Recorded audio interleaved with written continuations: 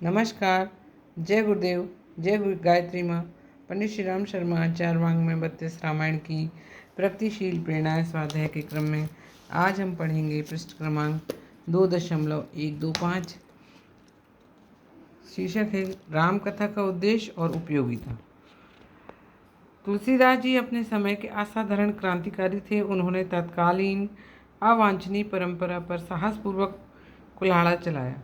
धर्म के नाम पर उन दिनों इतनी ही मान्यता थी कि राम का जप करने से, तीर्थ स्नान करने से, नामधारी साधु ब्राह्मणों को धन लौटाने से, कर्मकांडों की छुटपुट टंट घंट से धर्मोद्देश्य की पूर्ति हो जाएगी और स्वर्ग मुक्ति सिद्धि प्रभु प्राप्ति आदि के पुण्य परिणाम वे सहज ही प्राप्त कर लेंगे।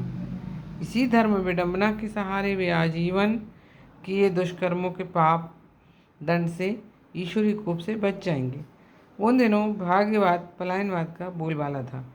गुण कर्म स्वभाव को परिष्कृत बनाने की कोई उपयोगिता नहीं समझी जाती थी। धर्म के नाम पर पाखंड और गुरुडम का बोलबाला था।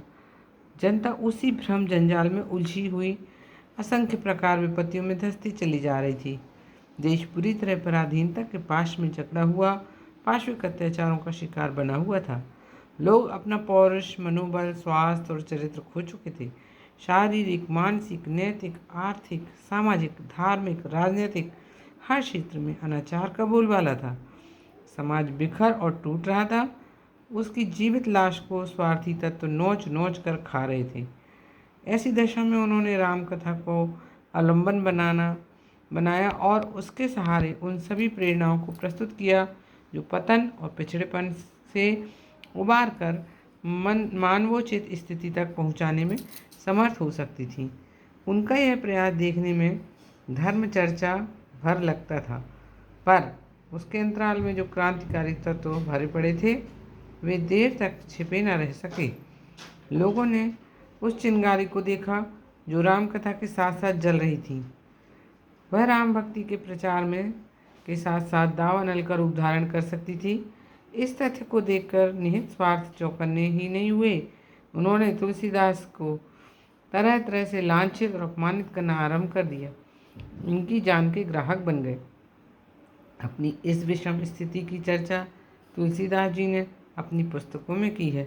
साथ ही अपने अविचल धैर्य एवं साहस का परिचय देते हुए यह भी लिखा है कि इन सारे आक्रमणों को प्रसन्नतापूर्वक सहने के लिए तैयार हैं। उन्हें किसी उपहास, अपमान या आक्रमण की चिंता नहीं।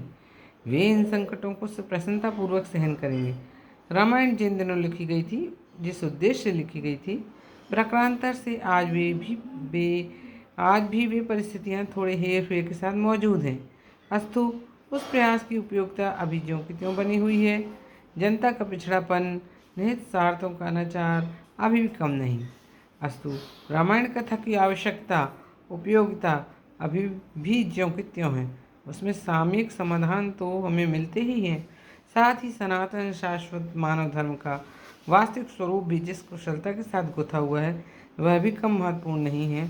उसका प्रतिपादन मानवीय गरिमा को ऊंचा उठाने और विश्व कल्याण का लक्ष्य पूरा करने में, उज्ज्वल भविष्य के अभिनव सृजन में अत्यंत महत्वपूर्ण सिद्ध हो सकता है।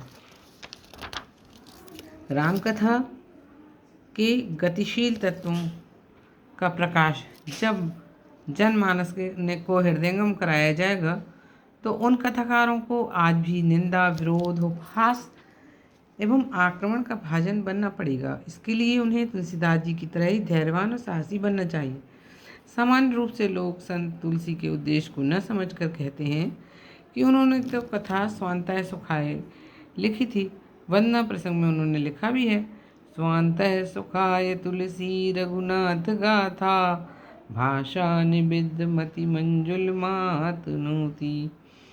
स्वांतः सुखाय का अर्थ हम संसारी अपने ढंग से लगा लेते हैं कि उन्होंने अपने सुख के लिए कथा लिखी, किंतु संत की परिभाषा स्वांतः सुखाय की दूसरी है। तुलसीदास जी के शब्दों में ही, पर दुख द्रवहि संत सुपुनीता। संत तुलसीदास द्वारा मानस की रचना इसी स्तर के स्वांतः सुखाय हेतु लिखी गई है। उन्होंने देखा कि जिन दोषों के कारण समाज दुखी है उनका निवारण मर्यादा पुरुषोत्तम श्री राम के चरित्र के आधार पर हो सकता है। अतः उन्होंने मानस रचा और घोषणाएं की कि वे यश आदि की लालसा में ऐसा नहीं कर रहे। इसके प्रभाव से लोगों के दुख संताप दूर होंगे, इससे उन्हें सुख मिलेगा। यही उनका स्वांतः सुखाय का मर्म है। इसकी पुष्टि कवितावली में भी उनके ही शब्दों में होती है। खेती न किसान को, भिखारी को न भीख बली, बनिक को बनिज न, चाकर को चाकरी, दारिद्र दसानन दबाई दुनी दीन बंधु, दुरति दहन देखी तुलसी हा करी। गोस्वामी जी के समक्ष भी देश दरिद्रता के दशानन से संत्रस्त हो रहा था। उन्हें लगा कि अभावजन्य दरिद्रता तो समय पाकर मिट जाएगी, किंतु आंतरिक दरिद्रता से पीड़ित समाज तो पूरी तरह समाप्त हो जाएगा। समाज की इस स्थिति को देखकर उनका मन हाहाकार कर उठा। विमल कथा कर कीन आरंभा, सुनत न साही काम मद दम्भा। दीनता, दरिद्रता, रुग्णता, पराधीनता आदि असंख्य संकटों का एकमात्र लोकमानस का अज्ञान और पाप पंख में डूब जाना है।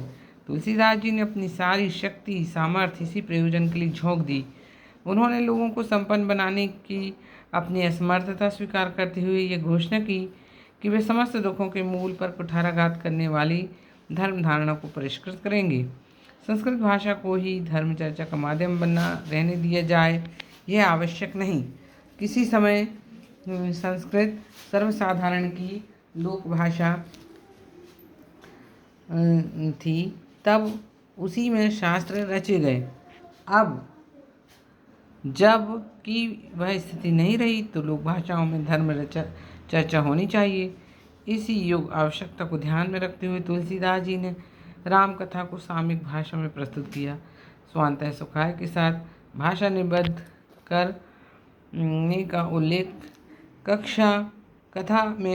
कथा को लोकोपयोगी बनाने की उनकी भावना का ही प्रतीक है। अन्यथा संस्कृत में कथा की परिपाटी तोड़कर तत्कालीन पंडित वर्ग का भयंकर विरोध मोल लेने की उन्हें क्या आवश्यकता थी। दोहावली में वे लिखते हैं, का भाषा का संस्कृत, प्रेम चाहिए साँच, काम जुआवे कामरी, काले करई कुमाच। अपनी इस भावना की पुष्टि उन्होंने मानस के वंदना प्रसंग में भी की है। तुलसीदास जी ने अपने लिए लोक मानस के परिष्कार करने को सर्वश्रेष्ठ एवं चिरस्थायी सेवा कार्य सत साहित्य का निर्माण चुना और आजीवन उसी कार्य को भगवान की अति महत्वपूर्ण उपासना मानकर करने लगे रहे। किंतु उनका स्पष्ट मत है कि साहित्य ऐसा सरल, रोचक और श्रेष्ठ प्रेरणाप्रद होना चाहिए कि एक बार शत्रु भी शत्रुता भूलकर उसका वर्णन करने लगे। उन्होंने लिखा है, सरल कवित कीरत विमल, सोई याद रही सुजान, सहज बयर बिसराई रिपु, जो सुनि करही बखान। ऐसे सत्साहित्य की रचना सुउद्देश्यपूर्ण निर्मल मति वाले व्यक्तित्व ही कर सकते हैं। इस बहुमूल्य सृजन का उत्तरदायित्व तत्वदर्शी मानवों के हाथ में ही होना चाहिए। दुष्ट लोग तो माता सरस्वती को भी उल्टा वेश्या बनाकर रख देते हैं। आज के लिए यहीं तक। कल पुनः अगले पृष्ठ पर स्वाध्याय करेंगे। तब तक के लिए नमस्कार। जय